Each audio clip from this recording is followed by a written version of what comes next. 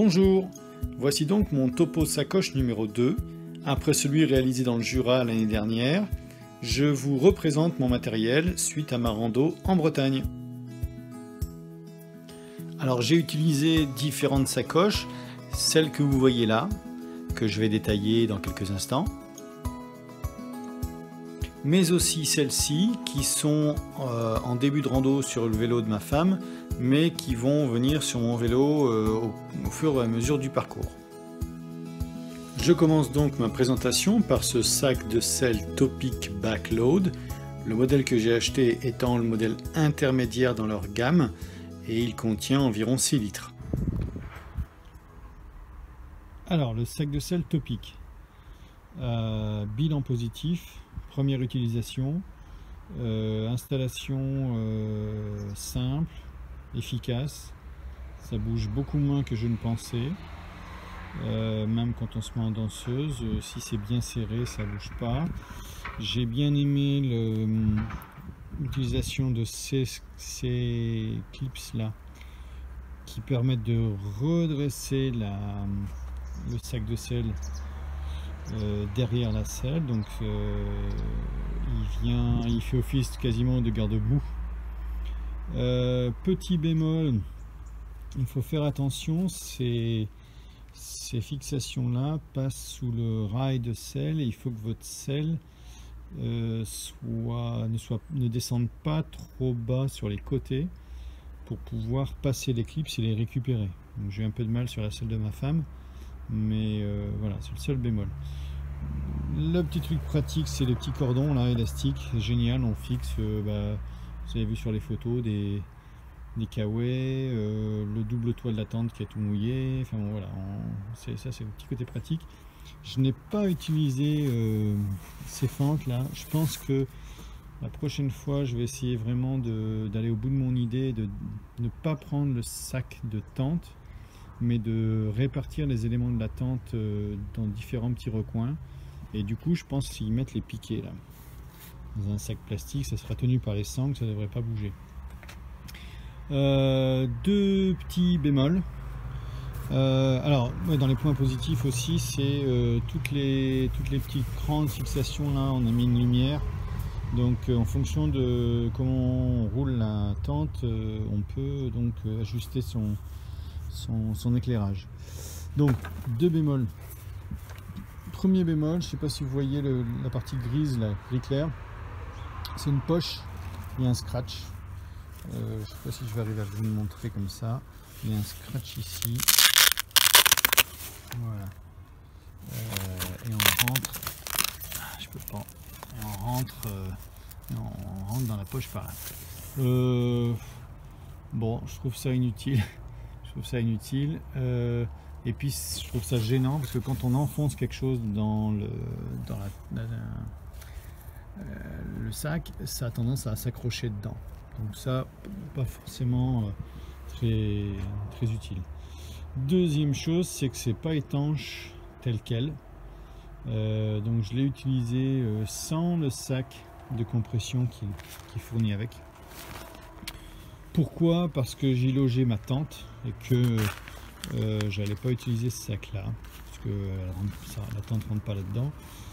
C'est pratique pour comprimer des vêtements ou des choses comme ça, mais comme j'y mettais une tente, je me suis dit je vais pas prendre ce sac, et on s'est pris une saucée d'enfer pendant toute une journée, et quand on arrive au camping le soir, l'eau était rentrée dans la sacoche. Donc à savoir que c'est pas étanche, donc ce qu'on a fait après, c'est qu'on a mis tout dans un gros sac plastique, et ça le fait très bien. Voilà. Deuxième élément que je vous présente ici, ma sacoche Fairweather fixée donc au guidon. Alors dans la série backpacking, j'avais acheté il y a un peu plus d'1 an cette sacoche, ce sac de guidon, sac de cintre, sacoche de cintre, je sais pas comment il faut l'appeler, Fairweather, dont j'avais été très content. J'avais posté quelque chose dans le Jura à son sujet. Donc ces deux éléments, c'est une petite, c'est un grand sac, un grand tube qui se roule et se clipse aux deux extrémités et qui se fixe au guidon par les scratchs et les fixations que vous avez à l'écran là. Et par-dessus ça, il y a cette petite sacoche avec lecteur de carte intégré. Reprenez la vidéo du Jura. Donc cette petite sacoche qui me permet de mettre toutes mes petites affaires et qui me permet d'avoir un œil sur la carte. Donc toujours très content pour cette deuxième rando, toujours très content sur sa fonctionnalité. C'est vraiment très bien, c'est pratique et fixé, ça, on bourre du mou là-dedans et puis ça va très bien. Par contre, autant dans le Jura, j'avais dit qu'elle était étanche, qu'elle avait résisté aux pluies. Pourtant, il a plu dans le Jura et donc le test était plutôt réussi. Là, on a eu une grosse journée de pluie, mais vraiment importante.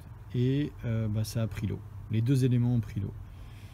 Donc, c'est pareil. J'ai tout mis en sac plastique pour les jours suivants. J'ai ce petit sac là qui est un petit sac étanche vendu pour être utilisé à l'intérieur des sacoches que moi j'utilise pour l'instant sur mon porte-bagages, mais à l'avenir je pourrais peut-être essayer de glisser ce sac dans mon tube pour éviter ces problèmes d'eau. Sinon, un bête sac plastique, ça va très bien. Je continue ma petite revue avec les sacoches de porte-bagages. Alors sur mes porte-bagages, j'utilise deux types de sacoches. À l'avant des Earthlib et à l'arrière des petites sacoches cyclo-randonnée. Alors voilà la Earthlib waterproof classique, c'est les petits modèles. Moi je prends je crois que c'est 35 litres et qui vendent des 45 litres. J'avais pris les 35 litres parce que au départ c'est pour être fixé devant sur mon porte-bagages avant. Je vois beaucoup de gens qui ont des grosses sacoches, pourquoi pas. Je pense que emmener 35 litres des deux côtés, ça suffit déjà largement. Donc, pour moi, j'ai pas besoin de plus gros. Toujours top, vraiment waterproof. Elles n'ont pas pris l'eau pendant la grosse journée de pluie. Les fixations, tout ça, ça bouge pas, c'est vraiment top. J'avais été très content dans le Jura, je suis très content pour la Bretagne. Vraiment du très bon matériel. Il n'y a pas à hésiter, finalement. Des fois on hésite à investir, mais là on peut y aller.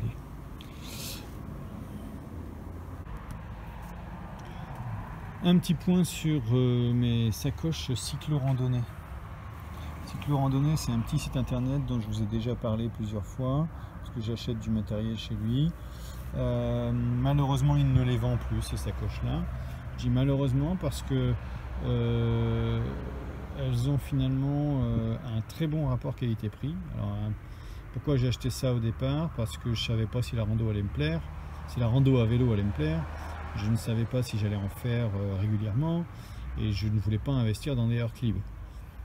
Donc j'ai acheté une paire de ces sacoches-là qui, 5 ans après leur achat, sont toujours aussi efficaces, sont toujours aussi waterproof, elles n'ont pas pris l'eau. Et ça fonctionne très très bien. Voilà. Le système de fixation est un peu plus rudimentaire que les Earthlib, ces deux crochets qu'on vient glisser sur le barreau du porte-bagages et puis un petit tender en bas. Donc c'est un peu moins, ça bouge, ça a tendance à bouger un peu sans que ça soit problématique. Et puis voilà, elles sont toujours là, elles sont pas abîmées, elles sont toujours waterproof. Donc un bon petit produit. Le dernier élément qui ne quitte jamais mon vélo, c'est cette petite sacoche Decathlon. Rien de spécial à en dire, rapport qualité-prix imbattable et vraiment très pratique. Voilà. J'ai maintenant fini mon topo, je vous souhaite de bonnes balades en perspective et à bientôt.